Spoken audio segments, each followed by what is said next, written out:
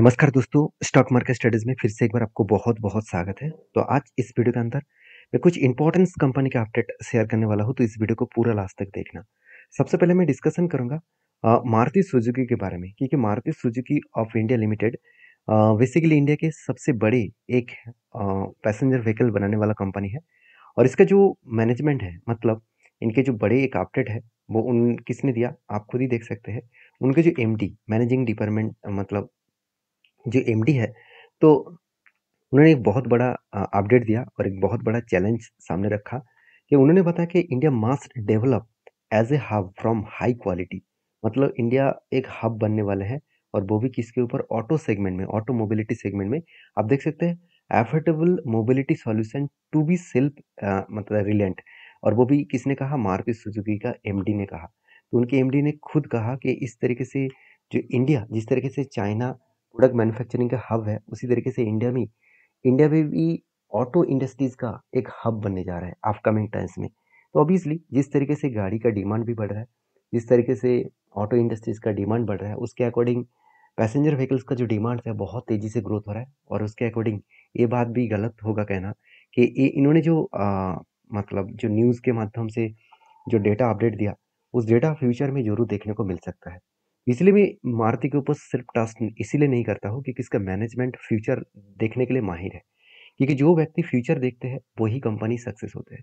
क्योंकि आज Elon marks इतना सक्सेस क्यों है, क्योंकि वो 10 साल के बाद क्या होने वाला है वो अभी दिख रहा है।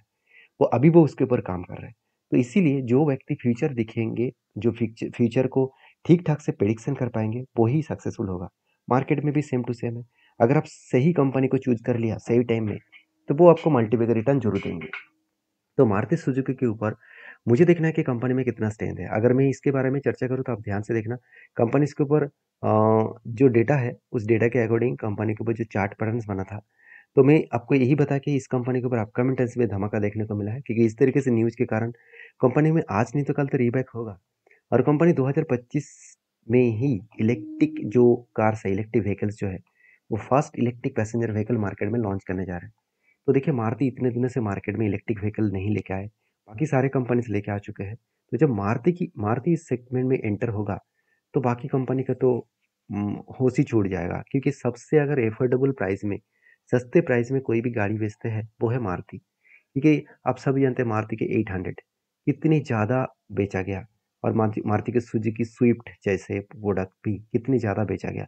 तो ओवरऑल अगर गाड़ी के मतलब पैसेंजर व्हीकल्स के बारे में बात करूँ, तो 7 गाड़ी अगर मार्केट में बेचा गया है मारुति का, तो बाकी कंपनीज का 3 गाड़ियाँ बेचा गया है। तो इतनी हाई ग्रोथेबल कंपनी है, जिसके लिए कंपनी के ऊपर हर कोई व्यक्ति ट्रस्ट करते हैं। क्योंकि हर कोई व्यक्ति ट्रस्ट करते हैं, मतलब क्या, आप देख सकते हैं इंस्टीट्यूशन जैसे एफएस और डीएस के पास अच्छा खासा होल्डिंग्स है।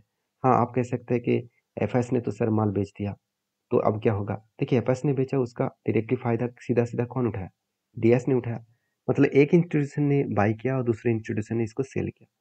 तो मैं ज़रूर कहूँगा इस कंपनी के ऊपर बाय सेल का जो डेटा है, उसके अकॉर्डिंग के हिसाब से देखा जाए तो कंपनी के ऊपर बाइंग का जो रेंज है बहुत स्ट्रॉन्ग देखने को मिला।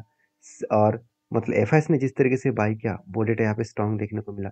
और डीएस का जो डेटा है, वो थोड़ा सा जा यहाँ पे भी स्ट्रॉन्ग देखने को मिला। मतलब इंस्टीट्यूशन इस कंपनी के ऊपर बहुत ज़्यादा स्टेबिलिटी बाई करके कंटिन्यू करना चाहते हैं, क्योंकि मैं भी कंटिन्यू इसलिए करना चाहता हूँ क्योंकि मुझे यहाँ पर जो रेंज देखने को मिला, उसके अकॉर्डिंग मैंने जब एंट्री लिया था, उसके बाद धीरे धीरे करके टारगेट का भी अचीव हो चुके हैं। अभी मैं इंतजार कर रहा हूँ कि नया पैटर्न्स बनने का। और जिस तरीके से करेक्शन हो रहा है, मुझे लग रहा है मतलब मुझे लगता है कि इस कंपनी डाउन साइड का जो ट्रेड है, मतलब जो डाउन साइड का लेवल है 11,745 के आसपास, इस लेवल तक आने का चांसेस है। तो बेसिकली कंपनी धीरे-धीरे करके इस लेवल तक आने का चांसेस है। इस लेवल तक आकर कंपनी टच करके अच्छा खासा बिग बाउंस कर सकते हैं। इसके लिए मैं थोड़ा-सा इंतज़ार करूँगा, क्योंकि इस तरीके से पैटर्न्स जब भी बनते हैं, तो इसके लिए आपको इंतज़ार करना पड़ेगा। तो फिलहाल के लिए मैं पॉजिटिव हूँ, क्योंकि इस कंपनी के ऊपर एक ही जगह पे बहुत दिनों से होल्ड कर रहा है कंपनी, तो कभी न कभी तो वो बाउंस बैक करेगा। क्योंकि जिस तरीके से बाकी ऑटो सेक्टर जैसे देखा जाए तो टू व्हीलर इंडस्ट्रीज़ बहुत तेज़ी से भाग रहा है, उसके साथ टाटा मोटर्स भी भाग रहा है। अशोक लेलैंड भी धीरे-धीरे करके खुद को अलग लेवल में पॉजिटिवली ग्रोथ देखने को मिला है। तो सिर्फ मारुति के ऊपर ग्रोथ नहीं है, तो मारुति आज नहीं तो कल बहुत ज़रूर रिकवरी दिखाएगा, क्योंकि इसका जो डेटा के हिसाब से बात करूँ तो कंपनी का सेल्स ग्रोथ देखिए, कोई भी मतलब नेगेटिविटी नहीं है।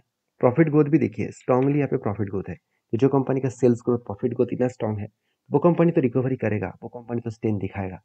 बाकी आपकी क्या राय है जरूर मुझे कमेंट्स करके बता सकते हैं। नेक्स्ट जो कंपनी है जिसका नाम है मोतीलाल ओसवाल। फाइनली मोतीलाल ओसवाल के ऊपर एक बिग फॉल देखने को मिला, जो मैं इतने दिनों से आपको बता रहा था कि कोई ना कोई एक दिन कंपनी के ऊपर फॉल दिखेगा, क्योंकि जो लंबा जर्नी कंपनी ने किया है उसके ऊपर कभी ना कभी तो प्रॉफिट बुकिंग होगा। तो फाइनली प्रॉफिट बुकिंग हो रहा है, नीचे भी आ रहा है। मगर बड़ी इंस्टीट्यूशन का कहना है कि कंपनी जिस तरीके से यहाँ पे बाउंस बैक किया, जिस तरीके से वो रिकवरी करके ऊपर गया, तो एक बड़ा टारगेट लेकर आगे बढ़ सकते हैं आप लोग। तो मतलब ये बात मेरा नहीं है, आप खुद ही देख सकते हैं। या आप बाई, किसने बाई दिया? Global health. ग्लोबल हेल्थ ने इस कंपनी के ऊपर बाई का रिकमेंड कर रहा है, और वो भी किसके ऊपर? मोतीलाल ओसवाल। तो यहाँ पे देख सकते हैं मोतीलाल ओसवाल के ऊपर टारगेट रखा है कितना? 1380 रुपीज के आसपास। तो बड़ा एक टारगेट यहाँ पे दिया गया है मोतीलाल ओसवाल के ऊपर। और वो भी देखिए 1380 रुपीज का मतलब क्या है? 1380 रुपीज का मतलब है बहुत बड़ा, एक बहुत बड़ा टारगेट यहाँ पे रखा गया है। करीबन करीबन कुछ इस तरीके से लेवल में, अराउंड मैं एक बार मार्किंग करना चाहूंगा, कुछ इस तरीके से लेवल्स में टारगेट रखा गया है। तो मुझे लगता है ये तो सिर्फ सिचुएशन है, ये तो सिर्फ शुरुआत है। अभी लंबा जर्नी बाकी है, क्योंकि कंपनी के ऊपर जिस तरीके से डेटा देखने को मिला, उस डेटा के अकॉर्डिंग कंपनी के ऊपर अच्छा खासा बूस्ट तो दिखेगा। देखिए आप खुद ही मोतीलाल ओसवाल का अगर डेटा को देखेंगे, तो मोतीलाल ओसवाल में एक बार लिख लेता हूँ। यहाँ पे मोतीलाल ओसवाल का यहाँ पे एक्चुअली जो मतलब फंड्स दिख रहा है।